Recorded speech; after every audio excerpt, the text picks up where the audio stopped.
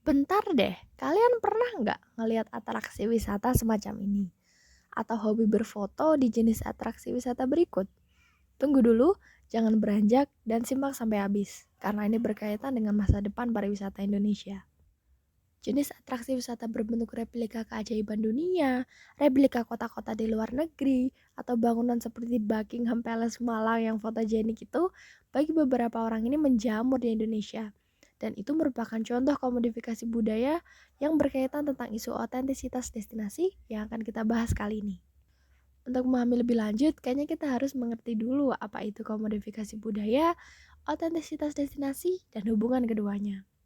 Menurut Kohon tahun 98, komodifikasi budaya adalah konsep yang digunakan untuk menunjukkan proses di mana aspek budaya tertentu dikemas dan tersedia untuk dibeli wisatawan. Ingat ya, ada kata dibeli wisatawan.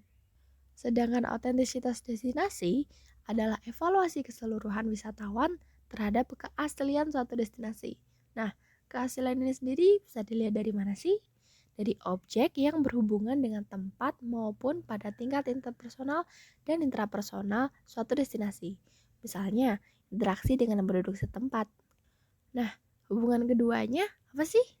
Hubungan keduanya adalah ketika terjadi modifikasi budaya untuk kepentingan komersil dan kebutuhan industrial, maka terjadi perubahan dan pergeseran budaya di sana yang menyebabkan keaslian budaya berubah atau hilang tergantung seberapa besar kita memodifikasi budaya. Terus, apa sih penyebabnya hal itu bisa terjadi? Ada dua penyebab utama. Yang pertama, globalisasi. Maraknya gelombang budaya luar negeri yang menjamur di Indonesia dan dukungan dari sosial media sehingga semua perkembangan tren bisa diakses masyarakat sehingga mengakibatkan pergeseran selera masyarakat.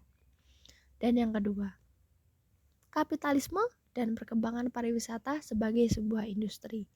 Akibat bergesernya tren masyarakat domestik, keinginan mendapatkan profit yang besar kemudian dilirik oleh beberapa pihak yang akhirnya membuat inovasi destinasi wisata dengan memodifikasinya untuk sesuai dengan keinginan masyarakat domestik dan tren terkini.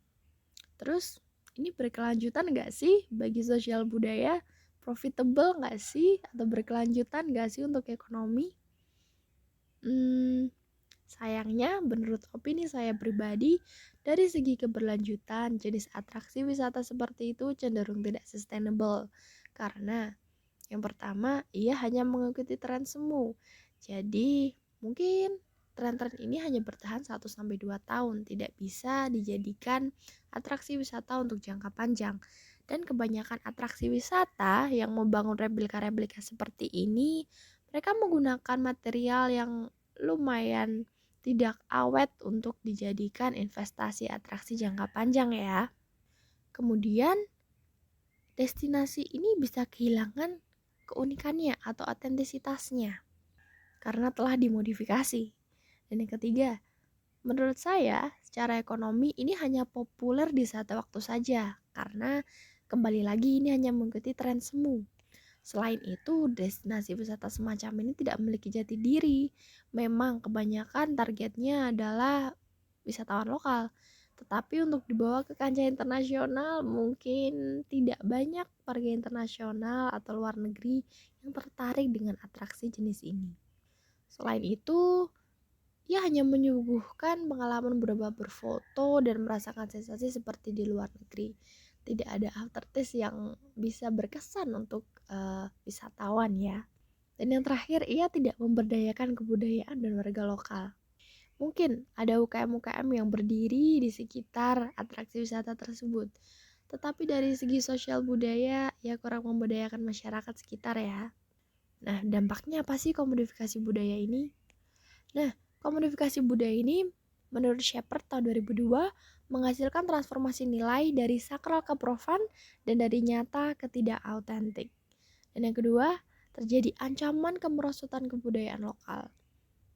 Ya, seperti yang kita tahu, mungkin anak muda zaman sekarang lebih tahu tren-tren luar negeri daripada mengembangkan atau berinteraksi dengan budaya lokal mereka masing-masing kan?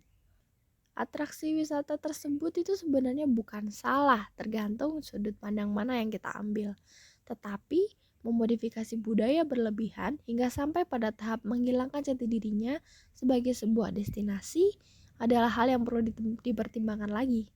Seperti contohnya kampung Eropa Lembah Harau yang awalnya natural tourism yang kita bisa nikmati kehijauannya menjadi destinasi wisata yang kikuk karena ada unsur Eropa yang terlihat tidak sesuai dengan lingkungan sekitarnya. Kemudian, menurut kamu gimana nih? Saran yang paling bagus untuk jenis atraksi wisata semacam ini? Menurut saya pribadi ya, kita itu harus membuat destinasi menjadi otentik dengan mengembangkan unsur otentisitasnya. Apabila suatu destinasi wisata itu ciri khasnya adalah natural tourism, wildlife tourism, atau cultural tourism, sebagaimana kita bisa mampu untuk mengembangkannya supaya bisa menjadi investasi masa depan dan berkelanjutan untuk masyarakat, sosial, dan budaya.